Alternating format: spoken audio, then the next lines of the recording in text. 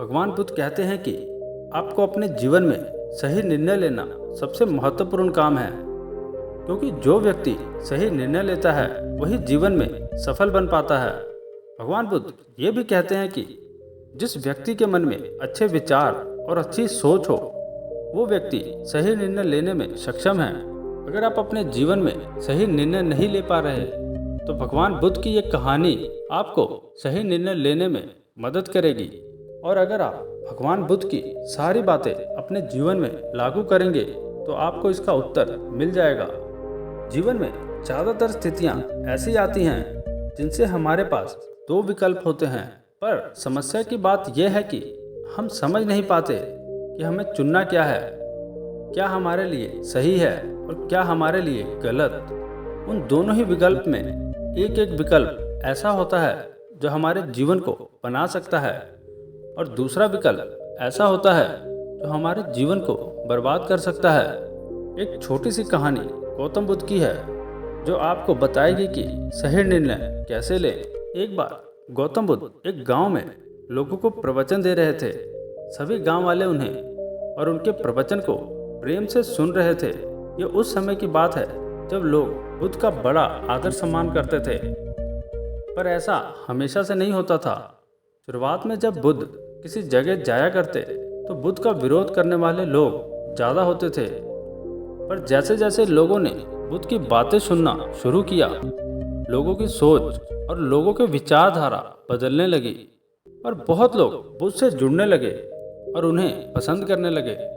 सभी गांव वाले बुद्ध की बात ध्यान से सुन रहे थे। उस गांव वालों में एक व्यक्ति दूसरे गांव का भी था जो बुद्ध की बातें सुन रहा था।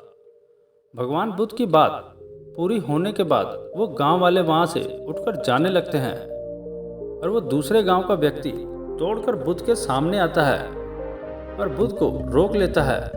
बुद्ध से हाथ जोड़कर विनती करता है कि हे बुद्ध, कृपया एक बार हमारे गांव आए। वो व्यक्ति एक किसान था। उस किसान की बात सुनकर एक बुद्ध भिक्षु वो किसान से कहता है, क्षमा करें, पर हम कुछ दिन पहले ही तुम्हारे गांव गए थे।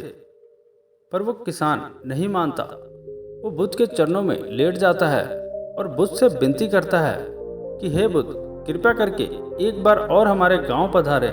बुद्ध उस किसान से कहते हैं, हम तो तुम्हारे गांव अवश्य आएंगे, तुम चिंता मत करो। वो किसान से ये कह के बुद्ध भिक्षु वहां से चले जाते हैं।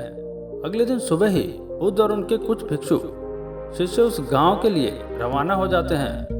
कुछ देर में ही बुद्ध और उनके भिक्षु वो गांव में पहुंच जाते हैं। बुद्ध को देखते ही सभी गांव वालों की भीड़ इकट्ठी हो जाती है। गांव के सभी लोग बुद्ध के पास आते हैं और बुद्ध के सामने बैठ जाते हैं। लोगों के मन में जो भी प्रश्न आता है वे सभी गांव वाले भगवान बुद्ध से वो प्रश्न करते हैं और बुद्ध उनके सभी प्रश्नों के उत्तर देते हैं। गांव के सभी लोग वहीं होते हैं, लेकिन वो किसान बुद्ध के पास नहीं आता। वो किसान बुद्ध के पास इसलिए नहीं आ पाता क्योंकि आज सुबह सुबह ही उसके 2 बैल खो गए थे, जो वो किसान की रोजी रोटी थी, जिससे वो अपने परिवार का पालन पोषण करता था। वो किसान घर में चिंतित बैठा हुआ था और वो ये सोच रहा है कि वो बैलों को ढूंढने जाए या फिर बुद्ध के पास जाए। किसान पूरी तरह से दुविधा में फंस जाता है। उसके पास 2 विकल्प होते हैं।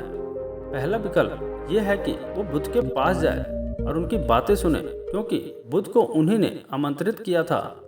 और दूसरा विकल्प उसके पास ये होता है कि वो बैलों को ढूंढने जाए, जिससे वो अपने परिवार का पालन पोषण करता था। वो किसान बहुत सोचने के बाद एक विकल्प लेता है और वो तय करता है कि वो अपने बैलों को ढूंढने जाएगा।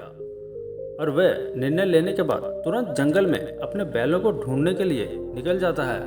भगवान बुद्ध और उनके सभी भिक्षु किसान का इंतजार कर रहे थे, जिसने बुद्ध को बुलाया था। बहुत देर इंतजार करने के बाद बुद्ध और उनके भिक्षु उस गांव से वापस चले जाते हैं। किसान बड़ी मेहनत के बाद वो दोनों बैलों को ढूंढ लाता है और वो किसान बहुत दुखी हो जाता है। उसे खुशी तो होती है क्योंकि उसके बैल मिल गए थे, और उसे दुख इस बात का था क्योंकि बुद्ध उसके गांव में आए थे और वो बुद्ध से नहीं मिल पाया। अगले दिन सुबह ही वो किसान बुद्ध को ढूंढते ढूंढते बुद्ध के पास पहुंचता है और उनके चरणों में लेट जाता है। वो किसान बहुत रोने लगता है। बुद्ध उस किसान से कहते हैं कि तुम रो क्यों रहे हो। वो किसान बुद्ध से कहता है, हे बुद्ध, मैंने ही तो आपको अपने गांव में बुलाया था और मैं ही आपसे मिलने नहीं आ सका। बुद्ध, मैं आपको बताना चाहता हूँ कि मैं आपसे मिलने क्यों नहीं आ सका। कल जब आप हमारे गांव में आए थे, उससे कुछ समय पहले हमारे दोनों बैल जंगल में खो गए थे और मेरे पास दो विकल्प थे। पहला, या तो आपकी बातें सुनने आ जाऊं, या दूसरा कि मैं अपने बैलों को ढूंढने चला जाऊं। बैल मेरी रोजी रोटी है, इसे पाल कर मैं अपने परिवार का गुजारा करता हूं और बैल मुझे अगर वापस नहीं मिलती तो हम और मेरा पूरा परिवार भूखा मर जाता। इसलिए मैंने दूसरा विकल्प चुना और अपने बैल को ढूंढने चला गया। वो किसान भगवान बुद्ध को कहता है, मुझे क्षमा करे बुद्ध, मैंने आपका अपमान किया। बुद्ध किसान की बात सुनकर मुस्कुराते हैं और उसे अपने गले लगा लेते हैं और उस व्यक्ति से कहते हैं, अगर उस समय मुझसे पूछते कि तुम्हें क्या चुनना चाहिए तो मैं भी तुम्हें वही कहता जो तुमने किया है। अगर तुम बैलों को ढूंढने की बजाय मेरी बात को सुनने आ जाते तो तुम मेरा एक शब्द भी नहीं सुन पाते, क्योंकि तुम्हारे मन में बैलों को लेकर होड़ मची रहती। पर अब तुम्हारे बैल मिल गए हैं, अब तुम मुझे आराम से सुन सकते हो। बुद्ध कहते हैं, मैं बहुत खुश हूँ इस बात को जानकर कि तुमने कर्म को चुना। बुद्ध की बात सुनकर उस किसान के मन से सारा बोझ उतर जाता है और वो आराम से बुद्ध की बातें सुनता है।